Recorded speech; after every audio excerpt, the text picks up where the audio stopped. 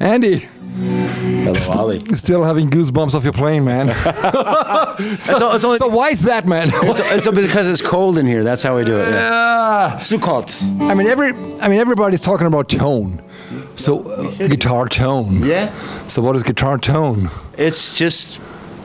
Well, it's obviously it's open for interpretation. You know, for me, guitar tone. I hear all my heroes. I hear Hendrix and Stevie Ray and Eric Johnson and all the greats. I heard Philip Sace the other night. Just incredible tone. They all do loud. It is possible to get good tone at low volumes, but there's something about a good volume tube power amp and preamp kind of just doing its thing in the room. You know, people feel it a different way. Yeah. It's visceral. I mean, your sound is filling up the room so nicely and it sounds so good, man. I mean, you still play tube amps? Yeah. I've been playing these Lone Stars since about 2005. Yeah. They have multiple wattage settings, but I tend to like the 100 watt, full open power amp. And I like the EL34 tubes. You can have 606s or EL34s. I like the tightness in the low end of the EL34s. But I asked you before, I mean, you don't have any tube distortion from the amp. You all do with the pedal. Right. Well, the reason I started playing the Lone Star back in 2005 was that I liked the lead channel because it was really fat and not too distorted, and it didn't have all that fuzzy, buzzy high end, which I'm always trying to get rid of in a lead sound. Yeah. But over time, I grew into liking just a pedal in front of the clean channel on the amp, and that really works for me. Yeah. I mean, that's interesting because it sounds so real and so natural, so good. I mean, not necessarily like a pedal. Well, that's the thing. I mean, obviously, some of our great favorite players over the years have used plenty of pedals in front of tube amps. Yeah. And but it's still very organic because it is a tube preamp and a tube power amp. But then reacting with the different, I call this my tone shapers. Yeah. So I have lots of different gain stages for the different kind of colors I might want to, take from the palette of tone. Okay. So your main pedal is the AT. Well, for the lead sound, for the lead sound, like so, if I just play just the amp itself. Oops, sorry, just the amp itself.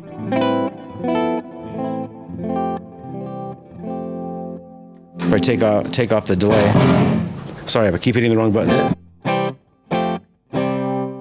I'll put my halo on, then I hit the JHS AT pedal, which is my main lead tone.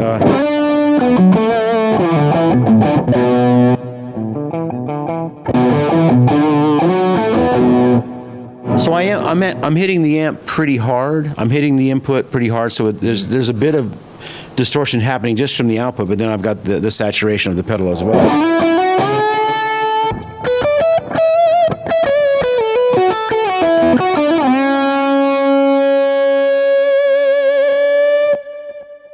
Yeah.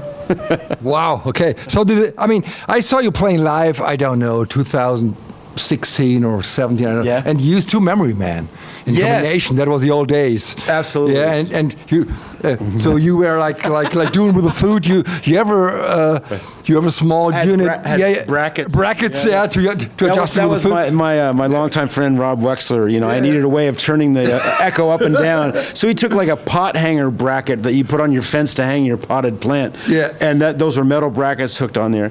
So one delay is not enough. You need two. Well, I'm a big fan of the David Gilmour dotted eighth quarter note, which I learned through Simon Phillips when we were working on records together.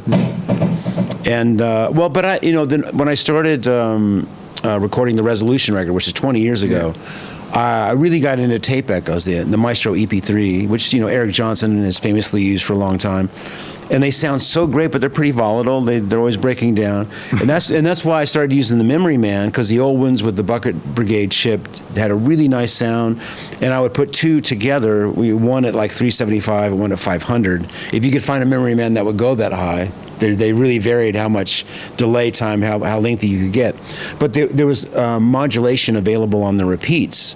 So not like a chorusing in the traditional Andy Summers kind of tone, but just on the repeats, which really replicates, when a tape echo is just out of tune, that's when it gets special, when it's not quite calibrated properly. But so with all these old units, then I started using the Strymon Timeline, which is a great unit, and it's so versatile and does a million things.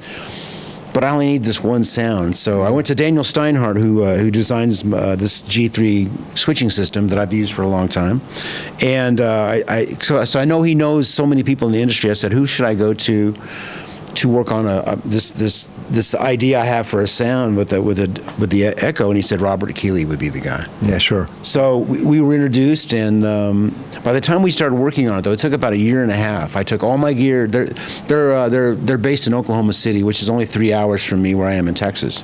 So I went to the office. I took all my tape echoes. I took my Strymon. I took my Memory Man, and we listened to everything. Mm-hmm. And we were listening to their echo at the time was called Echoes, which is a really cool new platform.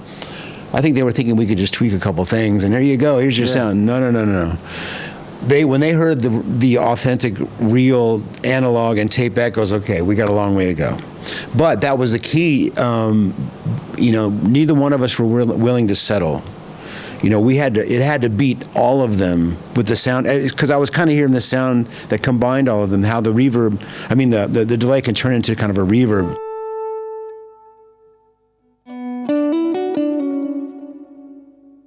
So we spent a long time really understanding how to feather those delays together. So you can't tell if it's a reverb or it's a delay. Not really, unless I do this.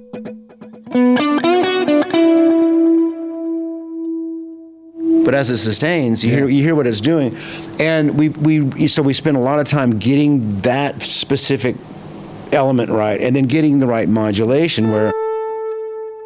All this is fine-tunable, but when you buy the Halo, it comes with my sound programmed in. You don't have to do any of the work. Yeah. You just press the button on, and there's my sound. But then just the right amount of modulation on the repeats. It just goes out of tune at the very end of, let me get this back to it. Yeah. Just a little bit. And that's what I call the halo, when it gets just out of tune. It's like the pebble in the water and like a tape delay, like an old tape delay with all the modulation. Well, that's exactly. Kind of, yeah. But that sound right there is kind of my clean sound, but it's actually. And that's the Keeley. It's my other signature pedal with Keeley called the Mark III driver.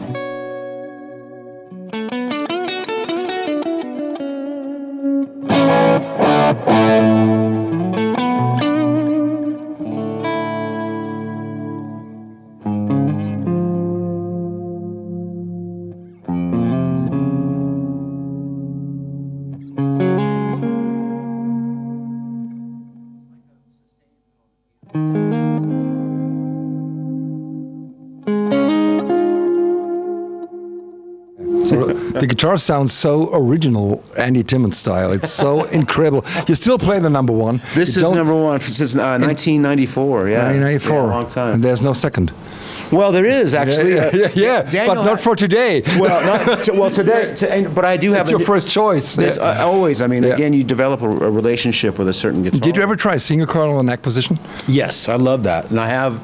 I was wondering all these years, why don't you play single coil? Well, I do.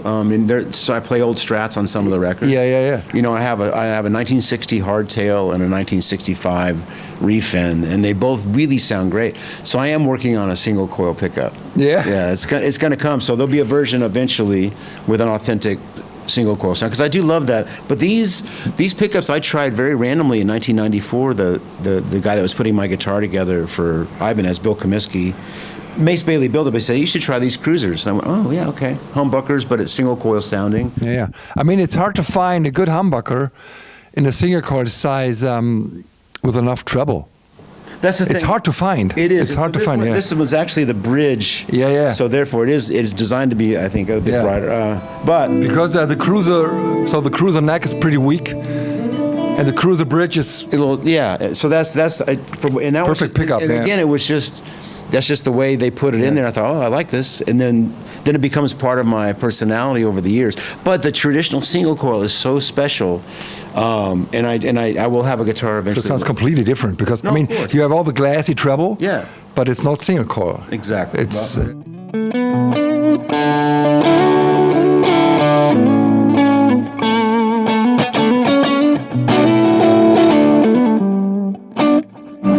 So that's this guitar was like. Hey man. it was brand new. So this guitar was made in '94. That song was recorded in '94. So I must have just got this guitar. One of the first things I recorded was Electric Gypsy. Yeah. You know, there was a minute there where I swapped. I put a neck pickup in just to see. Yeah. I thought, oh, that sounds cool. And then when I had it switched back, I was like, okay, that's home. Yeah, that's home. It sounded. That's you. Yeah. It is. Yeah. The signature thing. Yeah. Exactly. Okay, so you played at Guitar Summit.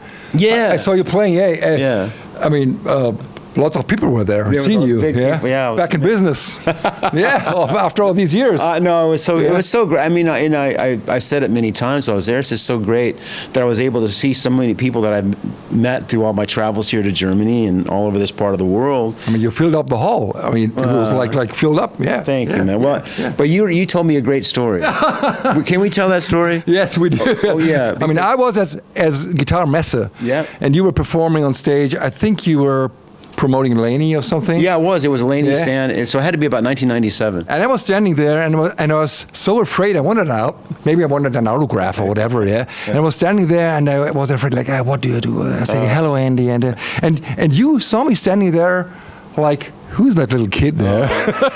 And you offered me a chewing gum. Well, to break the ice. That was the thing. That was so nice. Yeah. So nice from you. Yeah. You said, "Want some?" Want some Big Red? There's a Big Red. Yeah. Big Red was your chewing gum. I love that you told me that story because this is something we can all do for each other. Yeah. Is just be kind to each other. Just being nice to a stranger. But you've been so nice to me, and I mean, I was a little kid, yeah. Well, but again, it's just like, standing there and waiting for the right moment to ask you, like, you have time for an autograph, and you broke the ice. Well, thank you again. Well, thank you for telling me the story because I didn't remember that particular moment, but it's always nice to hear when some simple thing that you do. It lasts with people, but it doesn't have to come from a semi-known guitar player. Just by being kind to anyone that you meet, regardless of who you are, you don't know the impact that you might have on that person, and it's a huge impact because I love you from these days. Well, that's that's the impact we have on. But that's I'm not meaning that from thinking I'm not as any kind of star or anything, but it's just a realization that. Just being kind to people in general, you never know what people are going through. You never know. Yeah. And my son, when he was growing up, and we'd be in the grocery store, and I'd smile and say hello to somebody, and my son would go, "Dad, did you know that person?" I said, "No." just saying hi. I try to instill in him, it's like just be kind, and again, you never know what folks are going through. Yeah. I mean, you played a scarifying version of "I'll Cry for You." This evening, and you said the challenge is to improve every day. Oh yeah, that's what you said, and I say it was one of the best versions I ever heard from you of this song. Yeah. When was this? Yes. When? At Guitar Summit. Oh, thank you. It was different. I mean, I heard that song so many times. Every gig you do, I'll cry for you. Oh, thank you. But on that evening, I felt that you tried to improve it, that you tried to bring it to another level. Well, it's and that's one. And it's always the same notes, always the same scales, the same chords. It's your baby. Yeah. Well, the beauty of there's certain songs that. So how does it feel that you're playing the same song all over again? I mean, there are certain songs that really lend themselves to improvisation. And that's one that I always look forward to because I will play it different every night. But even if I'm playing a song where I might play the solo from the record, I'm playing it very much in the moment. The inflections will be different. The timing, the feeling I'm putting into it will be very much, kind of not dictated, but it's felt what's in the room.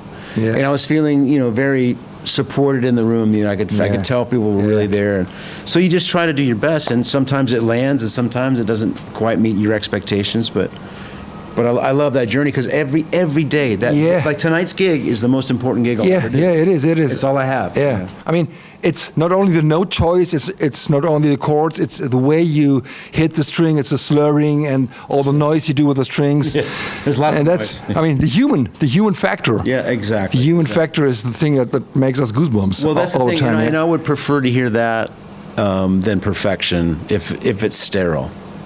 I mean, perfection, so many people are like scrutinizing everything, but I would much rather mess up for that good moment when it happens. Yeah. And it was fortified. The first time I saw Jeff Beck wasn't until 1999.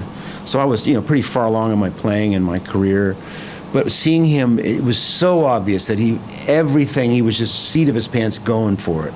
Nothing was by rote. Nothing was and it was magical. And not everything was perfection, but it didn't matter. I was, half the time in tears because it was moving exactly what you're saying, that human factor. It's okay to not be perfect. Just be the best version of you can be. And I like that, being on the edge a little bit. Yeah. You'll hear it tonight. Maybe sometimes, Maybe sometimes it's about to fail. Yeah, well, for sure. Sometimes it's so. What is it like? You work in the studio and you have all the possibilities, editing and all and everything. You can do the perfect guitar track. When do you stop editing? When do you?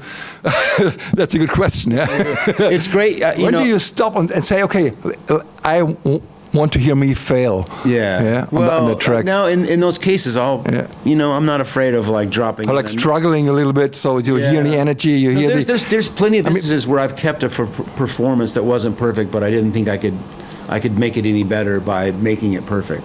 But not always. But I will if there's something that I don't enjoy hearing, I will correct it for sure. But I have left in moments where but okay, I need to keep it.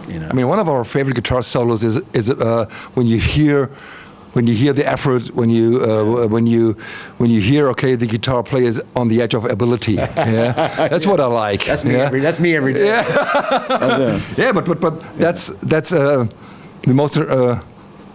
the most interesting part. Sure. Because you can hear a human fighting with the guitar. Yeah. That's what I like. It is a struggle, it's a struggle. Yeah. Man, okay. So how do you navigate over the fretboard? You think in chords or scales and stuff. So, what's your system for playing? It happened over time, It's just the gradual knowledge of, okay, your pentatonic scale, you learn some bar chords, and it grows from there. And I did eventually study theory and learned how to read and all that, but way before that, I was just self-taught. So I was already kind of, realizing some of these relationships without knowing what they were. But what really did help me, by the time I got to university, my third and fourth years of college, I went to the University of Miami in Florida. Yeah. And so, the jazz guitar department, they were teaching the modes, and I didn't get too deep into them. I'm playing the fourth mode of Mixolydian, melodic minor. But it did, but I can play that stuff and I can analyze everything. But what it really did was it taught me the entire guitar neck. Because there tends to be, there's blinds.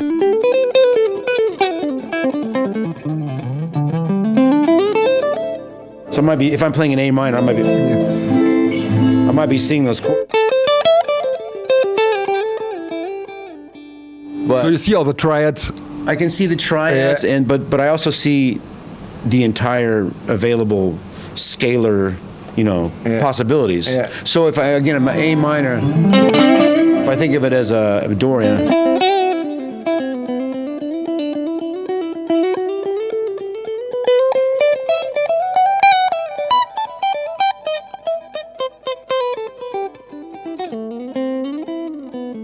I really enjoy thinking horizontally because you can play.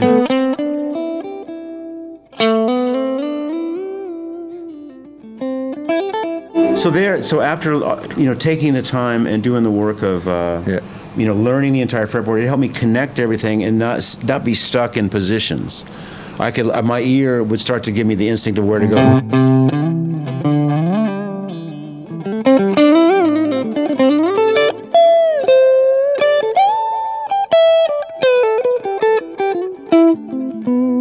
And there's nothing wrong with playing scalar.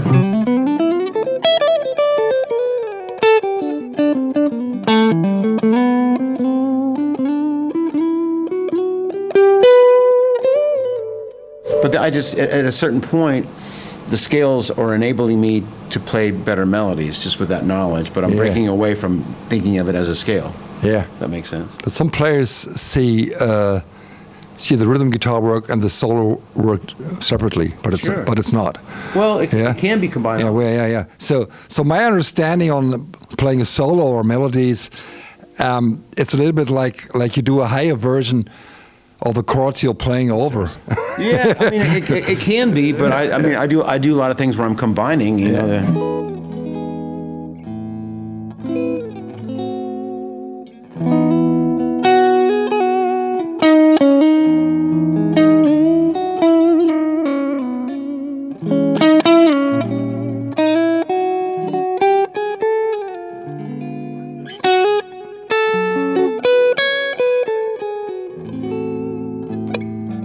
So just combining, you know, eventually, like a jazz player, you know, would play a.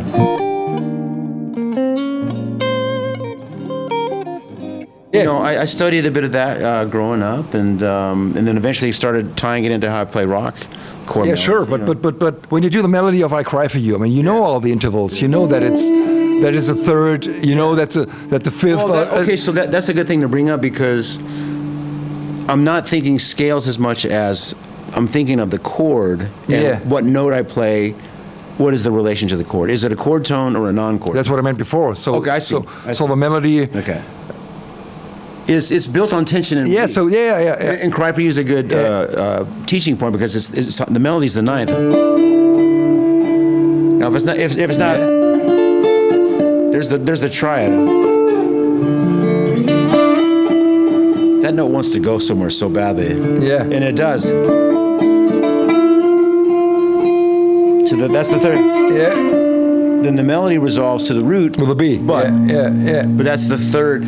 So the easiest analyzation of what I do and what's so common, obviously, in harmony is whatever the chord is, you're probably going to hear that third featured at some point, if it's a composition or a solo, because that's what my ear wants to hear. That's the sweetest note. F sharp is the third. Yeah. C sharp. Yeah. D over the B. Yeah. So the beauty of that is that I play trio a lot. So it's you know, if the bass player's got the root, if I'm playing that third, the harmony's represented no matter what other part of the chord I might play. But also in the soloing, people are going to hear the harmony without hearing the back end. Let me just improvise over Electric Gypsy is a D major to A major, very simple, B minor to G. So if I play.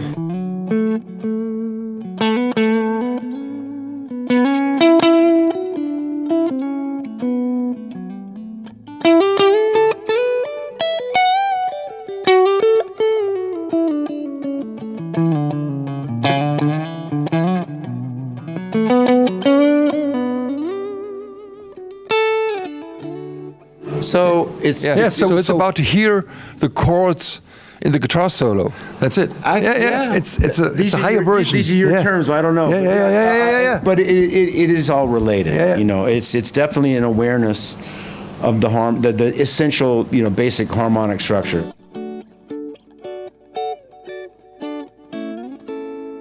But really, it's, you know, starting with knowing where the root is. And then building where's the third. Even if you just play triads.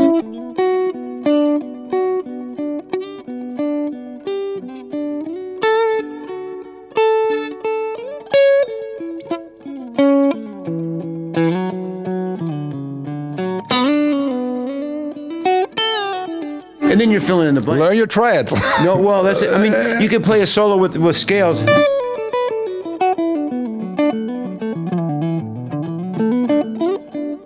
And there's plenty of music to be made like that, but I do like hearing those that navigate the harmony, you know? Yeah, wonderful. Yeah. Okay, so let's take this guitar for a second. Yes. So that's your actual... My new baby. Yeah, the new baby.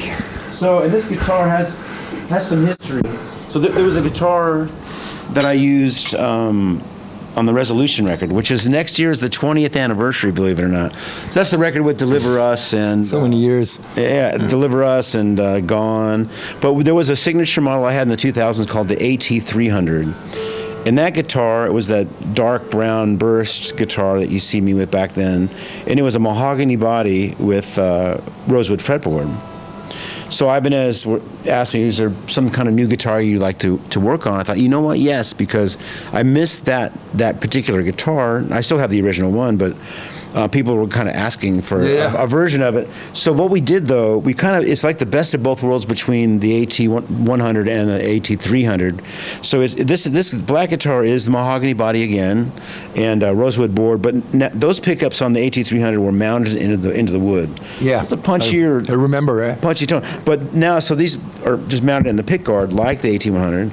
So the neck shape is very similar, but this has all the same hardware: the Godot tuners, the Wilkinson bridge, my signature DiMarzio AT1, and the cruisers. But now with the mahogany.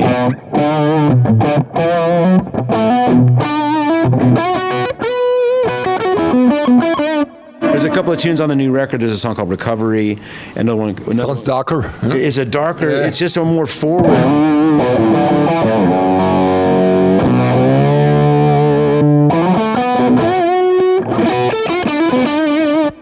But it can still get that.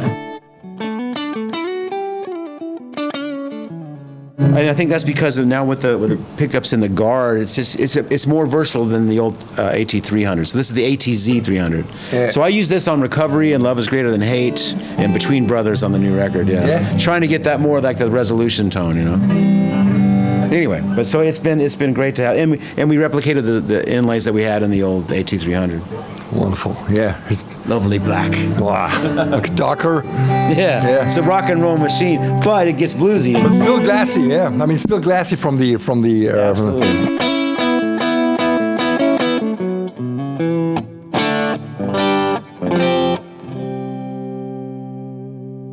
Yeah. Good, man. I mean, so good to have you here. I mean, the crowd is waiting outside. I mean, there's a workshop going on today. Let's do it. I'm happy to be back in Frankfurt. We're happy to be back in Germany, seeing friends. Yeah. I won't say old friends, but, you know. Old friends, I'm an old friend, yeah. We're old guys, I mean, there's no Musikmesse anymore, so we have the Guitar Summit. The Guitar Summit is great. And hats off to Stefan Killerman, who I've known forever since his Meinl days, and now he's built this great event. That's I was really happy to be there this year. Okay, so see you next time.